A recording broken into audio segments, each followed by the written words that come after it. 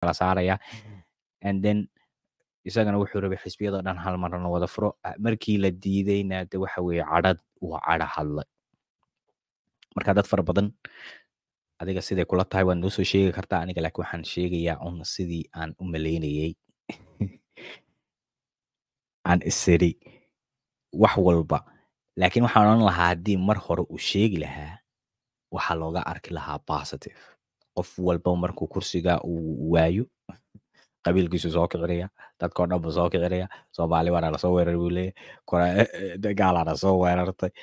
etoobiya baana soo weeraray isaaq baana soo weeraray hawiyaana soo weeraray daarood baana soo weeraray waa interest nobody cares about you halkan ayaa kusoo gabagabeynaya assalaamu calaykum waraxmatullaahi wabarakaatu qofka meel ayay maraysaa